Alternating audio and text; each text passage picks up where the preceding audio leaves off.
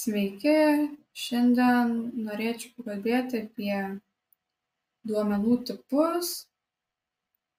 Kaip ir kalbėjau viename iš praeitų vaizdo įrašų, jog kintamieji C# kalboje turi turėti nustatytą tam tikrą duomenų tipą.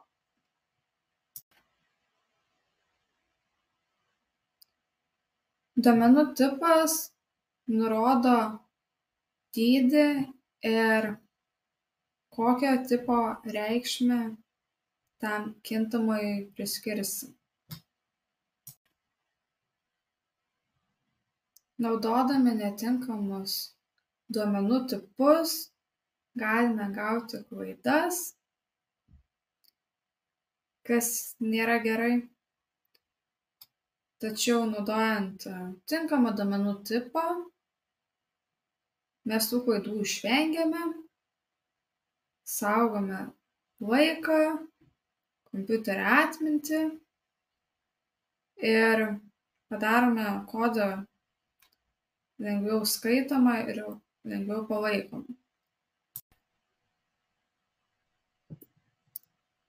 Pagrindiniai duomenų tipai yra tokie, aš jau prieš tai buvau užsiminus apie juos. Tai bus duomenų tipas int, jo dydis yra 4 baitai ir naudojant šį duomenų tipą galima saugoti reikšmes nuo didelis skaičius, aš jums jį parašysiu. Tai kitas duomenų tipas būtų long, jis yra 8 baitų dydžio, saugomos reikšmės gali būti didesnės nei int duomenų tipe.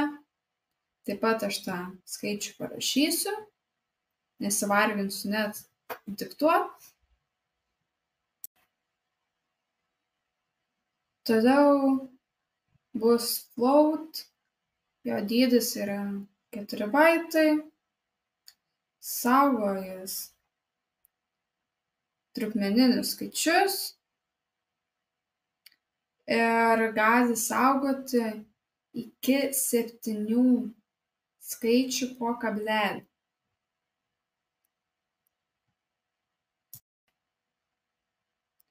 Toliau būtų double duomenų tipas, jo dydis 8 baitai.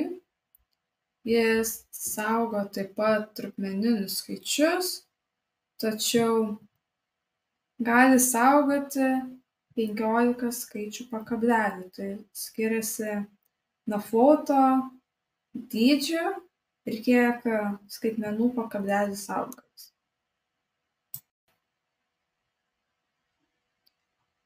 Toliau duomenų tipas bus bool, dydis 1 bitas, saugo true false reikšmes. Sekantis būtų char, dydis 2 baitai, saugo 1 raidę arba 1 simbolį viengubose kabutėse. Ir paskutinis, apie kurį norėčiau pakalbėti, duomenų tipas yra string. Jo dydis yra 2 baitai per simbolį. Saugos simbolių sekas ir tos simbolių sekos yra apskliaustos dvigubose kabutėse. Taigi aš čia surašiau galimas reikšmes, kokias saugo kiekvienas duomenų tipas. Jeigu kam reikia ir įdomu, galite susistabdyti. Čia matau, padariau vieną klaidelę, tai kuri yra long. Tai turėtų baigtis ne 808, o 807. Tai tiek dėl šito. Tai dabar norėčiau sukurti kintamuosius ir jiems priskirti didžiausias galimas reikšmes ir tada pabandyti priskirti reikšmę didesnę negu yra galima reikšmė ir pasižiūrėti, kas šiuo atveju įvyktų. Taigi visų pirma susikursiu kintamąjį int tipo su didžiausia neigiama jo galima reikšme ir vėliau tą patį padarysiu, tik tai su teigiama int tipo kintamojo galima reikšme. Taigi susikuriu aš dar vieną kintamąjį int tipo test3, kuriam aš priskirsiu reikšmę didesnė nei yra galima šio tipo kintamoji reikšmė. Ir kaip matome, tokiu atveju mes gauname klaidą. Šiuo atveju turėtume jau naudoti long tipo kintamąjį ir gale galime parašyti to kintamojo L raidę, kas reikštų long, bet ir be šitos raidės neturėtume gauti klaidos. Taigi susikūriau dar du kintamuosius, tai float tipo, tai test4 ir test5.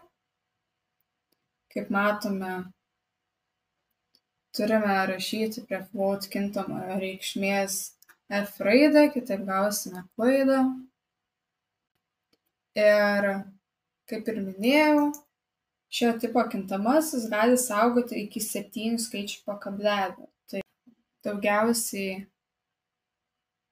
5 skaičiai po kablelio pas mane,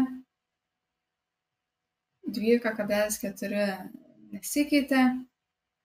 Tai jeigu norim didesnio tikslumo, tada naudosime mes jau double tipo kintamąjį. Tokiu atveju gausime daugiau skaičių po kablelio, tiesiog galėsime spausdinti konsolės lange. Tai dabar pasikeisiu kintamojo tipo test5 į double iš floato. Ir dabar turėčiau atspausdinus konsolės lange matyti visus skaičius po kablelį, kuriuos esu apsirašius.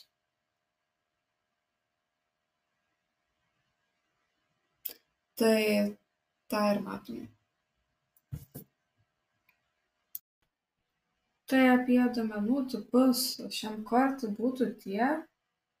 Jeigu turit klausimų, tai kaip visada galite parašyti. Tai tikiuosi išmokote kažką, sužinojote kažką naujo. Tai šiam kartui tiek viso.